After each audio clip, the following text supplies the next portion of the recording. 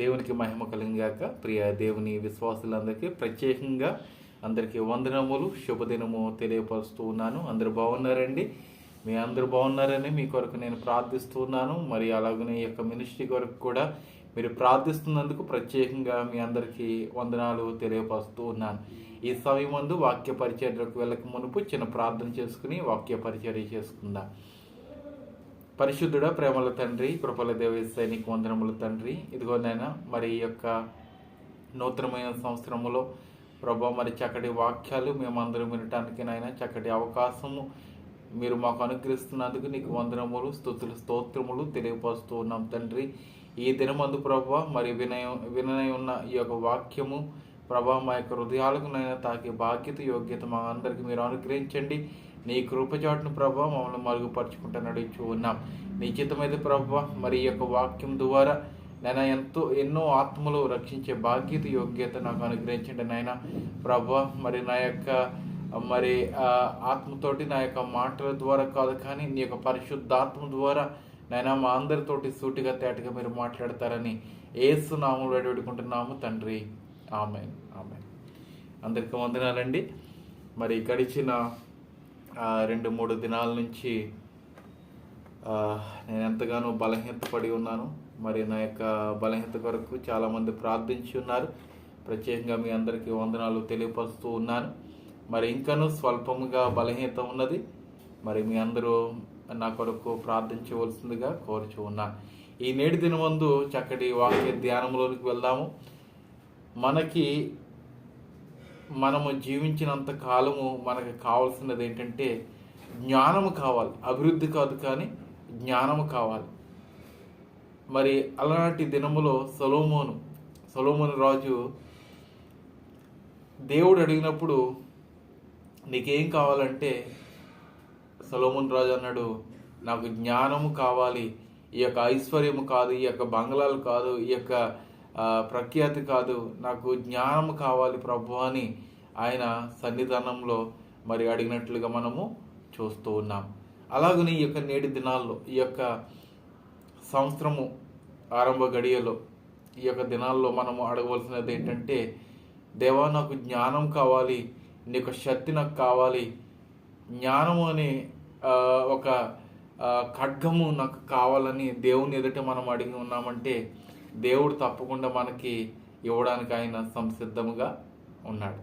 ప్రియ దేవుని విశ్వాసులారా, ఇక్కడ దావీదు కీర్తన 42వ అధ్యాయము 1 నుంచి 2 వాక్య భాగములు మనము చూసినట్లయితే, దుప్పి నీటి వాగుల కొరకు ఆశపడినట్లు దేవా నీ కొరకు నా ప్రాణము ఆశపడుచున్నదని మరి దావీదు భక్తుడు ఇలాగున సెలవిస్తూ ఉన్నాడు. ఇక్కడ ప్రధాన గాయకుని కోరాహు కుమారులు రచించినది ఈ యొక్క వాక్యములు. అయితే ప్రియ దేవుని బిడ్డలారా, దుప్పి వాగునీటి కొరకు ఎలా అయితే ఆశపడుతుంటుందో, మరి ఎడారి ప్రాంతంలో మరి కొన్ని ప్రాంతాలు ఉంటాయి. ఆ ప్రాంతాల్లో నీరుండదు. నీరు లేనప్పుడు ఆ జీవరాశులు మరి ఆ యొక్క నీరు దొరికినప్పుడు ఎంతగానో మరి సంతోషపడుతూ ఆ యొక్క నీటిని త్రాగుతున్నట్లుగా మనము చూస్తూ ఉంటాం. అయితే అలాగనే మరి ఈ యొక్క లోకంలో ఎన్నో శ్రమలు వచ్చినప్పుడు కూడా దేవుడు మనల్ని శ్రమల నుంచి తప్పిస్తూ ఉంటాడు.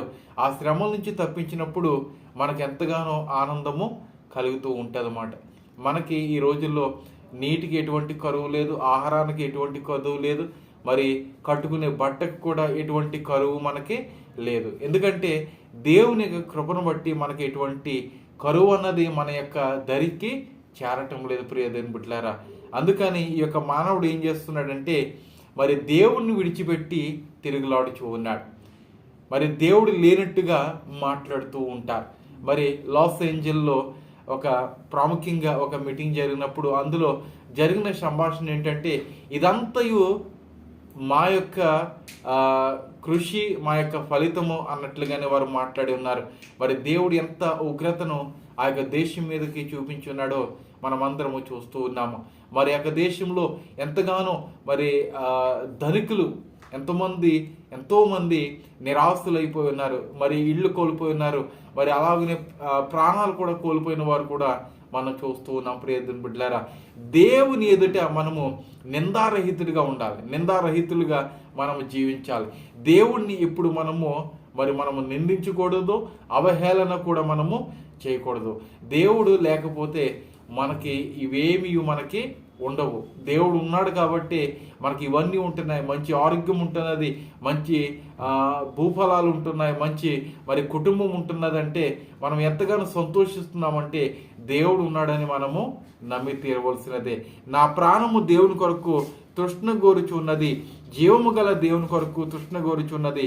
దేవుని సన్నిధికి నేనెప్పుడు వచ్చేదను, ఆయన సన్నిధిని నేనెప్పుడు కనబడదని ఈ యొక్క వాక్యంలో తెలియపరుస్తూ ఉన్నాయి. ప్రతి వారము దేవుని యొక్క సన్నిధానానికి వెళ్ళడానికి మనము ఎంతగానో చింతపడుతూ ఉంటాం, ఆనందపడము కానీ చింతపడుతూ ఉంటాం. ఎందుకంటే ఈ రోజున నేను నా యొక్క ఉద్యోగం మానివేసి దేవుని యొక్క ఆలయానికి వెళ్ళాలా, నా యొక్క పనిని మానివేసి నేను ఆలయానికి వెళ్ళాలా, ఈ యొక్క పనికి వెళ్తే నేను ఎంతగానో సంపాదించుకోగలను, ఎంతగానో ఆ ధనాన్ని హెచ్చించుకోగలనని ఆశపడుతూ ఉంటాం. అయితే ఈ యొక్క అపోస్తల కార్యాలు 1వ అధ్యాయంలోనే ఒక మాట ఉంటున్నది, విశ్రాంతి దినం రోజున అంటే దేవుని యొక్క దినం రోజున నీవు ఎంత కష్టపడినా కూడా అది చెరిగిన సంచిలో వేసిన ధనం వల్లే ఉంటుందని ఆ యొక్క గ్రంథంలో తెలియపరుస్తూ ఉన్నది. ప్రియ దేవుని బిడ్డలారా, ఈ యొక్క వచనకారుడు ఎలా అయితే ఆశపడుచు ఉన్నాడో, నేను దేవుని యొక్క సన్నిధానంలో నిలబడాలి, దేవుని కొరకు నేను ఉండాలి, ఆయనను చూడటానికి నేను ఎంతగానో ఆశపడుచున్నాను, ఆయన యొక్క మేలులు చూడటానికి, ఆయన యొక్క మేలులు నేను ఆస్వాదించడానికి నేను ఎంతగానో ఆశపడుచున్నట్లుగా ఈ యొక్క వాక్యములు తెలియపరుస్తూ ఉన్నాయి. ఈ రోజున మనము మేలుల కొరకు ఆశపడుచున్నాం, రైటే, కానీ దేవుని కొరకు మనం ఎంతవరకు ఆశపడుచున్నాము? మనము ఆశపడే అంతయు దేవుడు మనకి తీరుస్తూ ఉన్నాడు. నా కుమారుడు, నా కుమార్తె వీటి కొరకు ఆశపడి ఉన్నది కాబట్టి నేను వాటిని తీర్చాలని దేవుడు ఎంతగానో నీ పట్ల శ్రద్ధ కలిగి నీ యొక్క ఆశను తీరుస్తూ ఉన్నాడు. కానీ దేవుడు ఆశపడుచున్నట్లుగా నీవు తీరుస్తున్నావా? దేవుని యొక్క మాట ప్రకారముగా నీవు జీవిస్తూ ఉన్నావా? జీవించినట్లయితే దేవుడు తప్పకుండా నీ మనవిని ఆలకిస్తూ ఉంటాడు. ప్రియ దేవుని సంగమా, ఈరోజు ఈ యొక్క మాటలు వింటున్న సహోదరులారా, ఈ యొక్క వాక్యం ఎంతవరకు నీ యొక్క హృదయానికి తాకుచున్నదో నాకు తెలియదు, కానీ నీ హృదయానికి తాకాలని, నీ హృదయము దేవుని యొక్క వశమై ఉండాలని నేను ప్రభు పేరిట ఎంతగానో భారముగా నీ కొరకు నేను ప్రార్థిస్తూ ఉన్నాను. ఎంతోమంది ప్రార్థించండి అని నన్ను అడుగుతూ ఉంటారు. బైబిల్ గ్రంథము ప్రార్థన చేస్తున్నారా అని అడిగినప్పుడు నాకు సమయం ఉండట్లేదు, ప్రార్థించుకునే అవకాశం కూడా నాకు దొరకటం లేదని వారు చెప్తూ ఉంటారు. మనము ప్రార్థన సహాయము కోరడము కాదు, కానీ మనం ప్రార్థించేవారుగా ఉండాలి. దేవునికి స్తోత్రం కలుగుగాక. ప్రార్థన చేసేవారుగా లేము, వాక్యము చదివేవారుగా లేము. వాక్యంలో ఆ యొక్క తప్పిదములు పైకి లేవనెత్తడానికి మనం ఉంటున్నాము, కానీ ఆ యొక్క వాక్యాలు నెమరు వేసుకోకుండా మనం ఈ యొక్క లోకంలోనే అన్యుల వలె మనము తిరుగులాడుచూ ఉన్నాము. ఇక్కడ దానియేలు గ్రంథంలో కూడా ఒక మాట ఉన్నది, అది జ్ఞాపకం చేసుకున్నట్లయితే చాలా ఈ యొక్క దానియేలు గ్రంథాన్ని ఒకసారి మనము చూసినట్లయితే 6వ అధ్యాయము 26వ వాక్య భాగంలో ఎలాగున తెలుపబడుచున్నది, నా సముఖమును నియమించినదేమనగా నా రాజ్యములోని సకల ప్రభుత్వములందు నివాసులు దానియేలు యొక్క దేవునికి భయపడుచు ఆయన సముఖమున వణుకుచుండవలెను. ఆయన జీవము గల దేవుడు, ఆయన యుగయుగములుండువాడు, ఆయన రాజ్యము నాశనము కానేరదు, ఆయన ఆధిపత్యము తుదమట్టున కొండును, ఆయన విడిపించువాడును రక్షించువాడునై ఉండి పరమందును భూమి మీదను సూచక క్రియలను ఆశ్చర్య కార్యములను చేయవాడు ఆయనే. సింహముల నోటి నుండి ఈ దానియేలును రక్షించెను అని వ్రాయించాను. దేవుని స్తోత్రం కలిగింది గాక. ఈ యొక్క రాజు దావీదు లాంటి రాజా కాదు, లేకపోతే సొలొమోను వంటి రాజా కాదు, సమూయేలు వంటి జ్ఞానం కలిగిన వాడా కాదు. ఈ రాజు అన్యపు దేశపు రాజు, అన్య దేవతలను కొలిచే రాజు. ఆ రాజుకి ఇటువంటి జ్ఞానం ఎలా వచ్చినదంటే ఈ యొక్క దానియేలు అనే వ్యక్తి మరి బబులోను ప్రాంతంలో నివాసము చేసినప్పుడు మరి ఆ యొక్క ప్రాంతానికి చెరపట్టుకుని మరి ఆ యొక్క ఇశ్రాయేలు ప్రజలందరినీ తీసుకువెళ్ళిపోయినప్పుడు దానియేలు కూడా ఉన్నాడు. ఆ దానియేలు వల్ల మరి ఆ రాజుకి ఒక కనువిప్పు కలిగి ఉన్నది. నిజమైన దేవుడు, నీ యొక్క దేవుడు నిజమైన దేవుడని ఈ యొక్క రాజు తెలియజేస్తున్నాడు. ఈ యొక్క రాజు పేరేంటి? ఆ ముందు వచనాల్లో ఈ యొక్క 25వ వచనం మనం చూసినట్లయితే, అప్పుడు రాజుకు దర్యావేషు లోకమంతటా, అనగా ఈ రాజు పేరేంటి? దర్యావేషు. ఈ యొక్క దర్యావేషు అన్యపు దేశపు రాజు. ఏమండి? హిడెన్ రాజు, హిడెన్ కింగ్. అయితే ఆ రాజుకి మన దేవుని యొక్క గొప్పతనం ఏంటన్నది మునుపు ఎప్పుడు తెలియదు. కానీ ఆ యొక్క ఆ సమయంలో ఈ యొక్క దానియేలు ద్వారా ఆ రాజుకి మన యొక్క దేవుడి యొక్క గొప్పతనం ఏంటన్నది తెలుస్తున్నది. ఎందుకంటే సింహాల నోళ్లను మన దేవుడు మూసి ఉన్నాడు. దేవుని స్తోత్రం కలిగాక సింహాల నోళ్లను దేవుడు మూయించున్నాడు. మరి ఆ తర్వాత ఎవరైతే దానియేలు మీద కుట్ర చేస్తున్నారో వారిని పడవేసిన వెంటనే మరి సింహాలు చీల్చివేసినట్లుగా మనము చూస్తున్నాం వాక్యంలో. అయితే ప్రియ దేవుని సంగమ, ఇక్కడ ఆ యొక్క రాజు అంటున్నాడు, ఆ సముఖములో మరి నియమించినదేమనగా నా రాజ్యంలోని సకల ప్రభుత్వములందు నివాసులు దానియేలు యొక్క దేవునికి భయపడుచు ఆయన సముఖమున వణుకుచుండవలెను. దేవుని యొక్క సముఖమందు వణుకుచుండవలెను. దేవునికి భయపడాలి. ఎందుకంటే ఆయన నిరంతరము నేడు ఎప్పుడునూ ఆయన ఉంటాడని ఈ యొక్క రాజు గ్రహించుకుని ఉన్నాడు. ఈ రోజున ప్రియ దేవుని విశ్వాసులారా, క్రైస్తవులుగా మనం ఉంటున్నాము, కానీ క్రైస్తవ జీవితాన్ని మనం అనుభవిస్తున్నాము, కానీ నిజ దేవుణ్ణి మనము తెలుసుకోలేని స్థితిలో మనం ఉంటూ ఉన్నాం. ఆ రాజు దర్యావేషు అనే రాజు తెలుసుకున్నాడు నిజ దేవుడు ఎవరన్నది ఆయన తెలుసుకున్నాడు. ఆయన ఎదుట ఉంటే ఏమి కలుగుతుందో, ఎటువంటి ప్రయోజనాలు ఉంటాయో ఆయన తెలుసుకుని ఉన్నాడు. దానియేలు ద్వారా దానియేలు రక్షణ పొందుకుని ఉన్నాడు. ప్రియ దేవుని బిడ్డలారా, ఎవరి వల్ల? నిజ దేవుడు వల్ల. ఆ నిజ దేవుడు ఎవరంటే ఆ యెహోవా దేవుడు, ఆ పరమందున్న దేవుడు. ఆ తర్వాత వాక్యంలో అంటున్నాడు, ఆయన విడిపించేవాడును రక్షించేవాడునై ఉండి పరమందును భూమి మీదను సూచక క్రియలను ఆశ్చర్యకార్యములను చేయువాడు ఆయనే. సింహముల నోటి నుండి ఈ దానియేలును రక్షించెను అని రాయించెను. ఏమండి? రాయించాడు. ఒక మాట చెప్పడమే కాదు, కానీ ఒక ఆజ్ఞగా రాయించాను. ఈ సింహాల నోళ్లను మూయించిన ఆ దేవునికే మీరు నమస్కరించండి అని ఒక ఆజ్ఞ జారీ చేస్తున్నాడు ఈ యొక్క దర్యావేషు అనే రాజు. ఎంతటి జ్ఞానము ఆ యొక్క రాజుకి ఇచ్చున్నాడు దేవుడు. ఏమండి? ఒక్కొక్కసారి అన్యులను కూడా దేవుడు ఏర్పాటు చేసుకుంటాడు. క్రైస్తవులనే కాదు, అన్యులను కూడా దేవుడు ఏర్పాటు చేసుకుంటాడు. ఈరోజు నిన్ను కూడా దేవుడు ఏర్పాటు చేసుకున్నాడు. దూరదేశంలో ఉండి ఏమండి ఇతరులను నీవు ప్రార్థనలోకి నడిపించే రీతిగా ఉండాలని దేవుడు అక్కడ నిన్ను ఏర్పాటు చేసుకున్నాడేమో. ఒకసారి గ్రహించుకోవాలి. ప్రతి ఒక్కరికి ఒక్కొక్క తలంతు దేవుడు ఇచ్చి ఉన్నాడు. పాటలు పాడే తలంతు, ప్రార్థనలో నడిపించే తలంతు, ఏమండి ఇంకను వాక్యాలు చెప్పే తలంతులు, ఎన్నో రీతిలుగా దేవుడు నిన్ను నన్ను వాడుకుంటున్నాడు ఈ లోకంలో. జ్ఞానము, దేవుని యొక్క జ్ఞానం మాత్రమే ఈ లోకంలోనికి మనకి కావాలి. ఏ జ్ఞానము కాదండి. ఈ యొక్క లోక జ్ఞానం అయితే ఆ పరలోకానికి మనల్ని చేర్చదు. ఈ యొక్క లోక జ్ఞానము ఆ పరలోకానికి చేర్చదు. దేవుని యొక్క జ్ఞానం మాత్రమే మనలను ఆ పరలోకానికి చేరుస్తుంది. దేవుని స్తోత్రం కలిగింది కాక. ఈ రోజున ఒట్టి జ్ఞానంతో ఉన్నావా? ఒట్టి జ్ఞానం అంటే ఈ లోక జ్ఞానంతో ఉన్నావా? అయితే ఈ యొక్క పరిశుద్ధ గ్రంథాన్ని చదువు. ఈ పరిశుద్ధ గ్రంథాన్ని చదివినట్లయితే దేవుని యొక్క జ్ఞానం వస్తుంది. దేవుని యొక్క జ్ఞానం వస్తుంది. దేవుని యొక్క జ్ఞానం వస్తే మనకి ఏమొస్తుందండి? ఏమండి? లాభం ఉంటుందా? లాభం ఉంటుంది. ఆ లాభమే ఆ పరలోక రాజ్యం.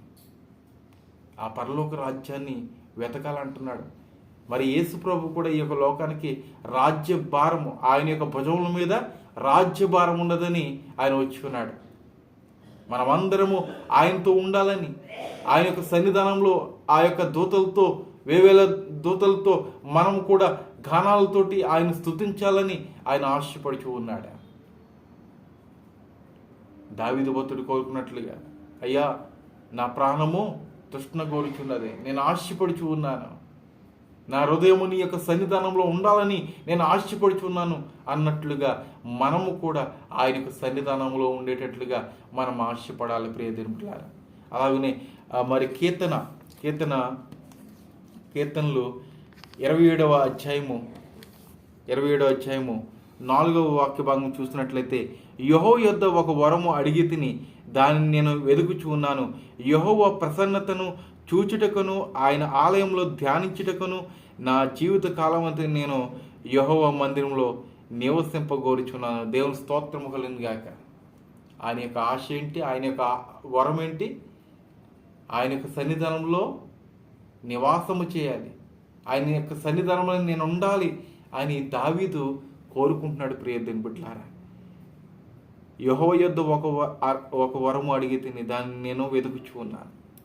వెతుకుచూ ఉండడం అంటే ఈ యొక్క లోకంలో వెతుకు చూడడం కాదండి. దేవుని కొరకు మనం కనిపెట్టాలి, ప్రార్థన ద్వారా మనం కనిపెట్టాలి, ప్రార్థన ద్వారా ఆ వరాన్ని మనము కనిపెట్టాలి. అయితే యెహోవా ప్రసన్నతను చూచుటకును ఆయన ఆలయంలో ధ్యానించుటకును నా జీవిత కాలమంతా నేను యెహోవా మందిరంలో నివసింపగోరుచూ ఉన్నాను. నివసించాను అంటలేదండి, నివసింపగోరుచూ ఉన్నాను, నేను ఉండాలి అని ఆశపడుచు ఉన్నానని దావీదు భక్తుడు సెలవిస్తూ ఉన్నాడు. ఆయనకి ఎన్నో మరి సుందరమైన భవనం ఉన్నాయి, ఏమండి, ఎన్నో మరి ఎంతోమంది సహాయం చేసేవారు ఉన్నారు, బలగం ఉన్నది. ఆయనను కూడా దేవా నీ యొక్క సన్నిధానంలో నేను ఉండాలి అని ఆయన ఆశపడుచు ఉన్నాడు. ప్రియ దేవుని విశ్వాసులారా, ఈ యొక్క దావీదు ఎలా అయితే ఆశపడుచున్నాడో అలాగనే మనం కూడా ఆశపడదాం. ఆశపడు ప్రాణాన్ని దేవుడు తృప్తిపరుస్తాడు. అలాగనే తృప్తిపడేవారిగా మనం ఉండాలంటే దేవుని యొక్క సన్నిధానంలో మనము ఉండాలి. అలాగనే 63వ కీర్తనలో కూడా ఒక మాట ఉన్నది, మనం చదువుకుందాము. 1వ వచనం నుంచి 2 వచనాలు చదువుకుందాం. దేవా నా దేవుడవు నీవే, వేకువని నేను వెదుకుదును, నీ బలమును నీ ప్రభావమును చూడవలనని పరిశుద్ధాలయమందు నేనెంతో ఆశతో నీ తట్టు కనిపెట్టుచున్నాను. నీళ్లు లేక ఎండి ఉన్న దేశమందు నా ప్రాణము నీ కొరకు తృష్ణగోని ఉన్నది. నీ మీద ఆశ చేత నిన్ను చూడవలనని నా శరీరము కృషించుచున్నది. దేవుని స్తోత్రము కలుగును గాక. ఆత్మ నశించిపోయిన, శరీరము కృషించిపోయిన పర్వాలేదు, కానీ ఆత్మ మాత్రము నశించిపోకూడదు. ఈ యొక్క దావీదు భక్తుడికి ఆత్మ నశించిపోలేదు. బ్రతుకుట క్రీస్తే, చావైతే మేలైన అపొస్తలుడైన పౌలు తెలియపరిచి ఉన్నాడు. అలాగే మనము కూడా ప్రియ దేవుని బిడ్డలారా, దేవుని కొరకు మనం కనిపెడదాం. మాట్లాడే శక్తి నాకు లేకపోయినా కూడా ఈ రోజున దేవుని యొక్క వాక్యాన్ని విత్తడానికి ఎంతగానో ఆశపడి ఉన్నాను. దేవుడు ఎంతవరకు నాకు శక్తిని ఇచ్చి ఉన్నాడు. మరి ఇంకనూ మరి బోధించాలని నాకు ఆశ ఉన్నా కూడా మరి శక్తి లేకపోవడం ద్వారా నేను ఈ యొక్క వాక్యాల ద్వారా నేను ముగిస్తూ ఉన్నాను. ప్రియ దేవుని బిడ్డలారా, మనకి ఆయుష్ ఉన్నంత వరకే మనం దేవుణ్ణి స్తుతించగలం. ఆయుష్ తీరిపోయినాక, మన యొక్క దినములు తీరిపోయినాక దేవుని స్తుతించడానికి మనకి మనం ఎంత ప్రాకులాడినా కూడా మనకి ఎటువంటి అవకాశము ఉండదు. కనుక ప్రాణం ఉన్నప్పుడే దేవుడు మనం స్తుతిద్దాం, ప్రాణం ఉన్నప్పుడే దేవుడు మనం గణపరుద్దాం, ప్రాణం ఉన్నప్పుడే దేవుని ఎదుట నిందారహితులుగా మనం జీవిద్దాం. పాపపు జీవితము మనలో ఉన్నట్లయితే ఈ యొక్క జ్ఞానం ద్వారా, దేవుని యొక్క జ్ఞానం ద్వారా మనము తొలగించుకోవాలని ప్రభు పేరట మిమ్మల్ని బ్రతిమాలుకునిచూ ఉన్నాను. దేవుడి యొక్క మాటలను దీవించి ఆశీర్వదించిన గాక. ఆమె ప్రార్థించుకుందాం. మరి సహోదరులు పాస్టర్ జేమ్స్ గారు, వారు నూతన గృహముకై వారు పునాది రాయి వేస్తున్నారు. వారి కొరకు మేము ప్రార్థిస్తూ ఉన్నాం.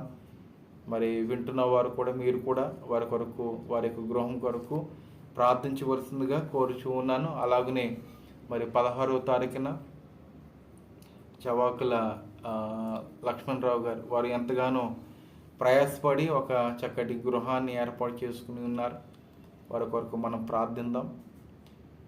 16వ తారీఖున వారు గృహప్రవేశం చేస్తున్నారు. వారి కొరకు మనం ప్రార్థిద్దాం. అలాగనే 17వ తారీఖున బర్త్డే కార్యక్రమం జరుపుకుంటూ ఉన్న మెల్విన్ పాల్ వారి కొరకు కూడా మనం ప్రత్యేకంగా ప్రార్థన చేద్దాం. అలాగనే దూరదేశంలో ఉన్న మా అత్తయ్య గారు సావిత్రమ్మ గారి కొరకు కూడా ప్రార్థన చేద్దాం. అలాగనే దూరదేశంలో ఉన్న సహోదరి నల్లి ప్రమీల గారి కొరకు కూడా ప్రత్యేకంగా ప్రార్థన చేద్దాం. ఇంకా ఎవరైతే బలహీనతగా ఉన్నారో వారందరి కొరకు మరి ప్రార్థన చేద్దాం. మరి యొక్క ప్రార్థనలో ఏకీవించవలసిందిగా కోరుచున్నాను. పరిశుద్ధుడ, ప్రేమల తండ్రి, మహోన్నతుడ, నీకు కృపను బట్టి మరొకసారి వందనములు. ఎంతవరకు నీ యొక్క శక్తిని, నీ యొక్క బలముని ఇచ్చి ప్రభువా, నీ యొక్క వాక్యాన్ని ధ్యానం చేయడానికి నాకు ఇచ్చిన అవకాశాన్ని బట్టి నీకు వందనములు ప్రభువా. అయినా ప్రభువా, ఈ యొక్క శక్తి అంతయు నీ యొక్క కృపయే ప్రభువా. నీ కృపగా నీ వాడుకోండి, నీ యొక్క మహిమకై వాడుకోండి ప్రభువా. నీ యొక్క పరిచర్యకై మీరు వాడుకోండి ప్రభువా. అయినా మరి ఎంతగానో బలహీనతగా ఉన్నది ఈ యొక్క బలహీనత ప్రభువా, నైనా నా నుండి దూరం చేసి నీ వాక్యములు ప్రభువా చక్కగా వెదజల్లడానికి నైనా ప్రచురించడానికి నాకు గొప్ప శక్తిని దయచేస్తున్నాడు ఇచ్చి ఉన్నాం. ఇంతవరకు వాక్యం విన్న సహోదరులను మీరు దీవించండి, ఆశీర్వదించండి ప్రభువా. వారు ఎందు నిమిత్తమై ప్రార్థనలో ఏకీవిస్తున్నారు, వారి యొక్క ప్రార్థన మీరు ఆలకించండి, వారి యొక్క హృదయ వాంఛలను మీరు తీర్చండి ప్రభువా. నాయన నీ యొక్క కృపచాటున మమ్మల్ని అందరూ మీరు మరుగుపరచండి. ఇదిగోనైనా లాస్ ఏంజల్లో ప్రభు ఎంతోమంది అవాక్యులైపోయి ఉన్నారు, ఎంతోమంది ప్రభు నిరాశలైపోయి ఉన్నారు నాయన, ఎంతోమంది ప్రభు ప్రాణాలు కోల్పోయి ఉన్నారు. నేను కోల్పోయిన కుటుంబాలను ప్రభు మీరు ఆదరించండి, నీ వాక్యాల ద్వారా దృఢపరచండి ప్రభు. తండ్రి నీ చిత్తమైతే తండ్రి ఎంతవరకు నేను నీ యొక్క వాక్యాన్ని విత్తి ఉన్నాం, నీ వాక్యపు శక్తి మాలో మీరు నింపి నైనా ఇంకను ప్రభు నైనా ఎన్నో ఆత్మలను రక్షించే యోగ్యత భాగ్యత మాకు అనుగ్రహించండి నాయన ప్రభా. ఈ యొక్క వాక్య పరిచర్యలు ఏదైనాను నైనా మరి తప్పిదములు ఉన్నట్లయితే దయతో మమ్మల్ని క్షమించి నీ కృపచాటు మమ్మల్ని మరుగుపరచుకోండి. అలాగనే ప్రభా దూరదేశంలో ఉన్న మా యొక్క అత్తయ్య గారిని జ్ఞాపకం చేసుకోండి ప్రభా. బిడ్డకు కావాల్సిన ఆరోగ్యాన్ని దయచేయండి అయ్యి ప్రభా. అయినా ఆ బిడ్డ యొక్క ప్రయత్నాలు కూడా మీరు సఫలీకృతం వచ్చేయండి నాయన ప్రభా. నిశ్చితమైతే తండ్రి వారు కూడా స్వదేశానికి వచ్చి కుటుంబంతో ఎంతగానో సంతోషించడానికి మీరు సహాయం చేస్తున్నాడు ఇచ్చి ఉన్నాం. అలాగనే ప్రభు నైనా మరి నేటి దినమందు నైనా మరి పునాది రాయి వేస్తున్న నైనా పాస్టర్ జేమ్స్ గారు బట్టి నీకు వందనాలు నైనా ప్రభువా. నైనా నీ మీద నమ్మిక చెప్పిన ప్రభువా, నైనా వారు పునాది రాయి వేస్తున్నారు. నైనా వారు చక్కగా గృహం కట్టుకొని ప్రభా యొక్క గృహంలో నివాసము చేసి నేను స్మరించుకునే బాధ్యత యోగ్యత వరకు దయచేయండి. వారికి కావలసిన వనరులన్నీ మీరు అనుగ్రహించండి ప్రభు, నీకు వందనములు. అలాగనే ప్రభు నైనా మరి 16వ తారీఖున జరగబోచు ఉన్న నైనా మరి నూతన గృహ ప్రవేశంలో కూడా మీరే తోడుగుండండి, సహాయం చేయండి. అక్కడ ఏర్పాటు చేస్తున్న ప్రతి విషయంలో మీరే తోడుగుండండి, సమయోచితమైన జ్ఞానం ఇచ్చి వారు మీరు నడిపిస్తున్నాడు ఇచ్చి ఉన్నాం. అలాగనే ప్రభు నైనా మరి శ్యాంబాబును కూడా మీరు జ్ఞాపకం చేసుకోండి. అయినా వారు కూడా ప్రభు మరి వీసాలో ఎంతగానో ప్రయత్నం చేస్తున్నారు, వారి యొక్క ప్రయత్నాలు కూడా మీరు సఫలీకృతం చేస్తున్నాడు ఇచ్చున్నాం తండ్రి. అలాగే ప్రభా మరి గౌరీ గారిని కూడా మీరు జ్ఞాపకం చేసుకోండి, వారికి ఉన్న ప్రతి బలహీనత మీరు తొలగించండి నైనా మరి వారిని ఆశీర్వదిస్తున్నాడు ఇచ్చి ఉన్నాం. అలాగే ప్రభా మరి బలహీనతకు గురై ఉన్న సహోదరి మరి ప్రమీల గారి కొరకు మేము ప్రార్థిస్తూ ఉన్నాం. అయినా మరి ఆ బిడ్డని ప్రభా మీరు అయినా చక్కటి ఆరోగ్యం ఇచ్చి మీరు నడిపించండి నాయన ప్రభా. నైనా వారి యొక్క శరీరంలో ఉన్న ప్రతి బలహీనత యేసునామములో తొలగించబడను గాక నీకు వందనములు. నిశ్చితమైతే ప్రభా దూరదేశంలో ఉన్న వారిని అయినా స్వదేశంలో ఉన్న ప్రభా అయినా మరి కుటుంబాలను పోషిస్తున్న యజమానురాలను అలాగే బిడ్డలను ప్రత్యేకంగా మీరు దీవిస్తున్నాడు ఇచ్చి ఉన్నాం తండ్రి. ఇదిగోనైనా మరి యొక్క ప్రాంతం నుండి నేను చదువుచుండగా నాకున్న ఈ యొక్క బలహీనత మీరు తొలగించి నైనా మరి ఉన్నత చదువులు చదువుకోవడానికి మాకు సహాయం ఇచ్చండి నాయన. నాకున్న ఆర్థిక సమస్యను కూడా మీరు తొలగించండి ప్రభు, నీకు వందనములు తండ్రి. నిశ్చితమైతే ప్రభు నేను రాబోచున్న దినాల్లో ఎన్నో ఆత్మలను రక్షించే యోగ్యత మాకును మీరు అనుగ్రహించి మీరే మహిమతో పొందుకుంటారని నజరుడైన యేసు నామములో అడివేడుకుంటున్నాము తండ్రి, ఆమేన్. అందరికీ వందనాలు, శుభదినము. దేవుడు మీ యొక్క కుటుంబాన్ని దీవించి ఆశీర్వదించును గాక, ఆమేన్.